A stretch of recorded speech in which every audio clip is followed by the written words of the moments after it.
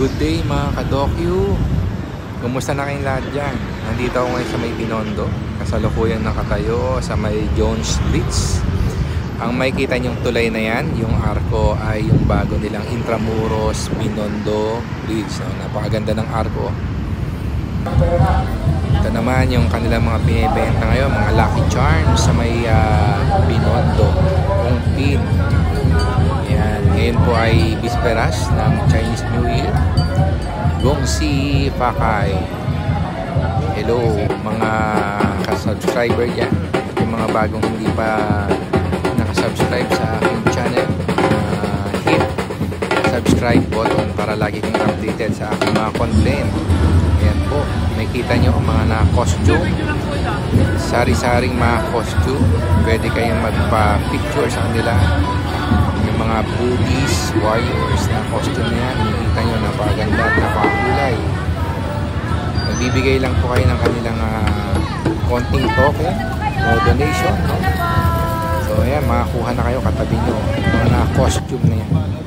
Siyempre hindi mawawala ang mga pagkain dito sa may Binondo. Mga gustong mag food trip dyan, yung mga siomay, yan, mga kanilang mga siopaw, mga fried siopaw, at ang kanilang mga iba-ibang Chinese bites, no? Mga Shanghai, busog kayo rito dahil Chinese New Year. Napakaraming nakapilang mga pagkain para sa inyo. Napakamura ng mga gulay dito. Tingnan nyo, mga broccoli, mga bok choy, at marami kayong maibili mga prutas.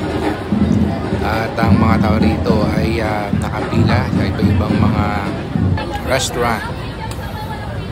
Ngayon, nandito ako ngayon nakapila sa may Shanghai fried siopaw. 35 lang po ang isa. At makakabili kayo ng bagong luto na siopaw. Siyempre ang siopaw nila ay buong-buo at napakaraming laman. Talagang masarap ang kanilang siopaw. Shanghai fried siopaw. Makikita nyo rin dito ang nagre-ready ng mga dragon dancer sa ating Chinese New Year 2025 bisperas, no? Ayan po ang iba-ibang mga grupo na kasali dito sa ating New Year celebration. At iba-ibang grupo ang makikita nyo rito na nagre-ready na at nagpaparada para sa ating Chinese New Year.